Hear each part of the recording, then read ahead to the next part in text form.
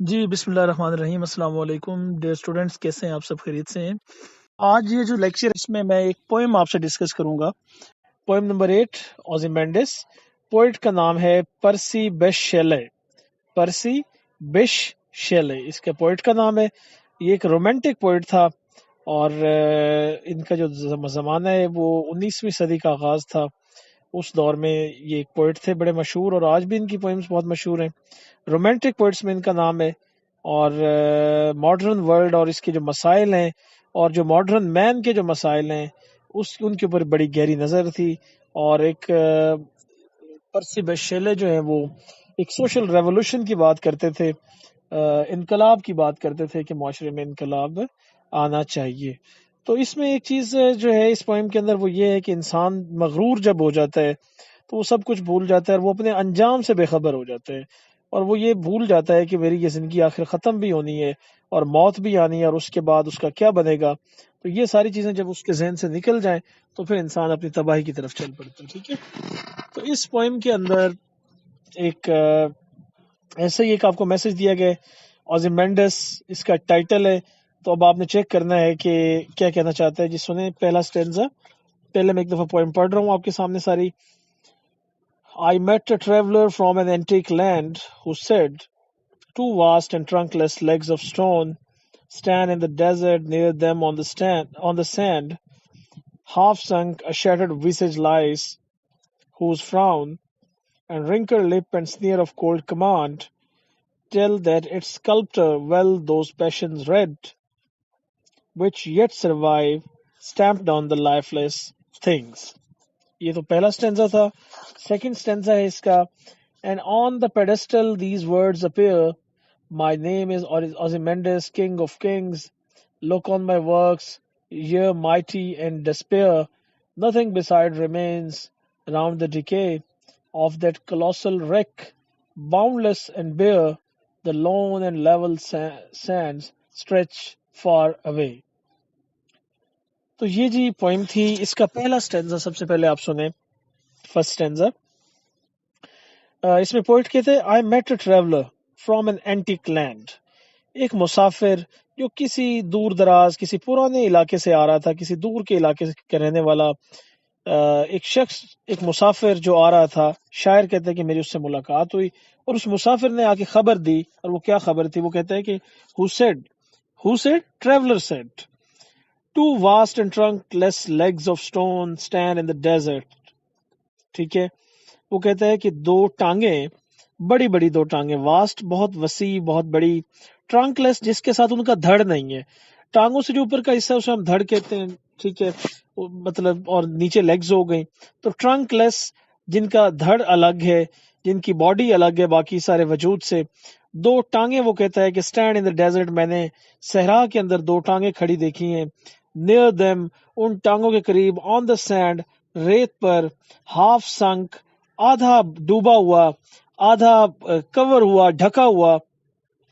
Sink کی جو forms ہیں، سنک، سینک، سنک، یہ اس میں ایک آتی ہے، اور اس میں وہ کہتے ہیں کہ ہاف سنک، آدھا ڈھکا ہوا، شیٹرڈ وسج، وسج کہتے ہیں چہرہ، فیس، شیٹرڈ تباہ حال، آپ کہہ سکتے ہیں بروکن۔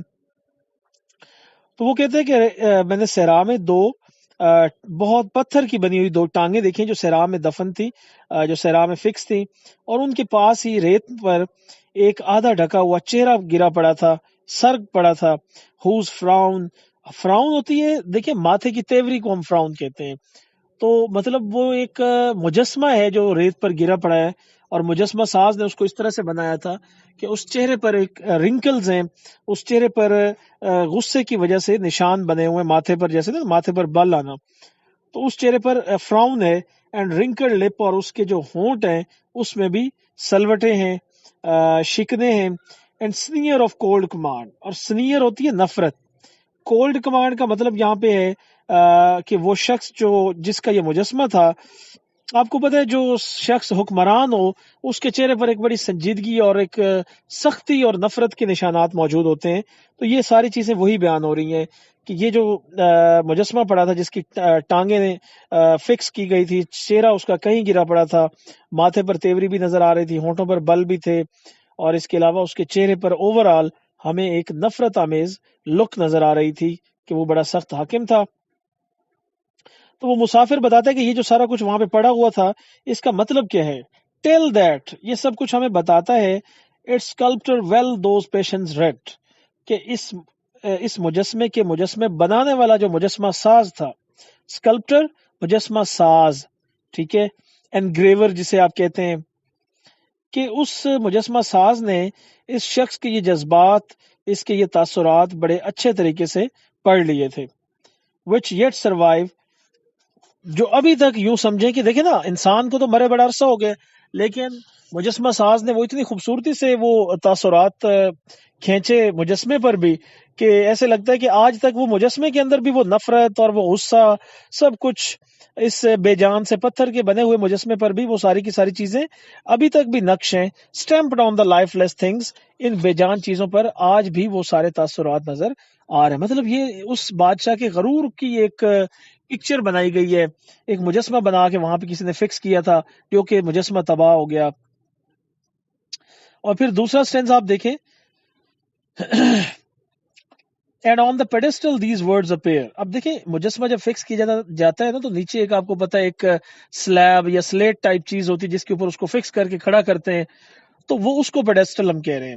مثلاً آپ کہہ سکتے ہیں کہ سٹینڈ ایک طرح کا اس کا نا، اس کی جو بیس ہے جہاں پہ اس کو فکس کیا جا رہا تھا اس اسٹیچیو کو، تو وہ کہتے ہیں and on the pedestal these words appear, اور اس کے بیس پہ، اس کی بنیاد پہ جو نیچے سٹینڈ لگا ہوا اس پر یہ لفظ لکھے ہوئے ہیں. اور وہ لفظ کیا لکھے ہوئے تھے؟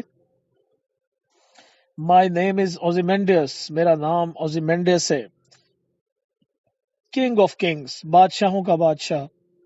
لک آن مائی ورکس، وہ کہتے ہیں میرے بڑے بڑے کاموں کو دیکھو. یو مائٹی، مائٹی کا مطلب ہے کہ میرے کام جو تھے وہ بہت بہت بڑے بڑے میں نے کام کیے تھے ساری زندگی. اینڈ ڈسپیئر، اور آج دیکھو کہ آپ کو صرف مایوسی ہوگی میری یہ حالت دیکھ کر. ٹھیک ہے، nothing besides remain، میرے آس پاس کچھ بھی موجود نہیں ہے، کچھ بھی نہیں بچا ہوا. ٹھیک ہے، تو بادشاہ نے صرف اتنی بات کی کہ my name is Ozymandias، king of kings، look on my works، you're mighty and despair، کہ میں بادشاہوں کا بادشاہ Ozymandias ہوں، میں نے بہت دنیا میں بڑے بڑے کام کیے، لیکن آج آپ میری یہ حالت دیکھیں گے تو آپ کو صرف کیا ہوگا؟ آپ ڈس اپوائنٹ ہوں گے، آپ مایوس ہوں گے. ٹھیک ہے، تو آخر پہ دیکھیں جی، nothing beside remains، تو اب کچھ بھی نہیں بچا ہوا باقی وہاں پر. راؤنڈ دا ڈکے، یہ ڈکے، یہ جو ٹوٹ پھوٹ، یہ سارا کچھ جو صحرا کے اندر گرا پڑا تھا، بروکن ہر چیز پڑی ہے. آف دیٹ کلوسل ریک، کلوسل کا مطلب ہے ہیوج، میسو، بہت بڑا. ریک ہوتا ہے جو چیز تباہ ہو جائے اس کے جو باقیات پڑے ہوتے ہیں وہاں پہ، ٹوٹ پھوٹ کی جو چیزیں پڑی ہیں اس کو ہم ریک کہتے ہیں. تو وہ کہتے ہیں round the ڈکے.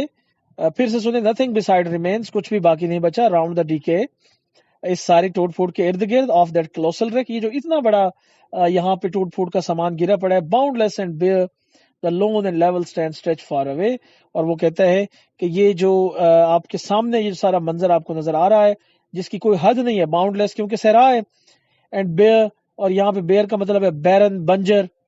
The loan and level stand stretch far away, اور صحرا دور دور تک صحرا ہے، کوئی آبادی نہیں ہے، ریت ہی ریت ہے ہر طرف. ٹھیک ہے، جہاں تک نظر جاتی ہے تنہائی ہے. دا لون، تنہائی، اینڈ لیول سینڈز، اور پوری سطح پر، صحرا کی سطح پر کیا چیز پھیلی ہوئی ہے؟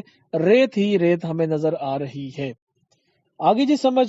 اب اس کا جو مین پیغام ہے وہ میں آخر پہ آپ کو بس سمجھا دیتا ہوں کہ اس پوئم کے اندر جو تھیم ہے، سب سے پہلے جو فیلنگ اس میں ہمیں جو دی جا رہی ہے، یا جو اس پوئم کے اندر ایک میسج دیا گیا ہے، وہ یہی میسج ہے کہ اس کے اندر انسان کے غرور کے اوپر بات کی گئی ہے، اور زندگی جو ہے اس کے بارے میں کہ زندگی کتنی عارضی ہے. This poem describes the pride of a man and the reality of life. Man becomes proud by success, انسان کامیابیوں سے بڑا مغرور ہو جاتا ہے. He thinks that he has toppled the world, اسے لگتا ہے کہ میں نے دنیا کو فتح کر لیا ہے. ٹھیک ہے، ہی فارگیٹس دیٹ لائف از مرسی لیس، وہ سب کچھ بھول جاتا ہے کہ زندگی جو ہے وہ بڑی بے رحم ہے. ٹائم برنگز آل لگژریز، وقت جو ہے وہ ساری سہولتیں آپ کو دے دیتا ہے، لیکن آخر ہوتا کیا ہے؟ Death is a great leveller. موت جو ہے پھر وہ سب کچھ آگے برابر کر دیتی ہے. تو یہاں پہ یوں سمجھے کہ شیلے جو ہے، جو شاعر ہے اس پوئم کا، جو پوئٹ ہے، he considers all feelings of superiority in man as only an illusion. وہ سمجھتا ہے کہ انسان کے دل میں جتنی بھی یہ برتری کی اور اس طرح کی جو شان و شوکت کی جو فیلنگز ہوتی ہیں، یہ سب اپنے آپ کو دھوکہ دینے والی بات ہے. ٹھیک ہو گیا جی. آپ نے سٹینزا وائز تیار کرنا ہے، ٹھیک ہے جی. اور آپ اپنی بکس میں چیک کیجئے گا جی، جو بھی آپ کی ایکسرسائز کے کوسچنز ہیں آپ نے ان کو سالو کرنا ہے اور ان کوسچنز کو اچھے سے آپ نے تیار کرنا ہے. ٹھیک ہے جی. یہ چند ایک چیزیں تھی بس، سینونیمز اور کوسچن آنسرز آپ نے، اور ریفرنس ٹو کنٹیکسٹ جو سٹینزا ہے وہ تیار کرنا ہے آپ نے، پلس اور جو اس کے اندر جو ایکسرسائز میں کوسچن آنسر یا بورڈ کے پاس پریویس پیپرز کے جو کوسچنز آنسرز ہیں خود تیار کریں. Take care. اللہ حافظ.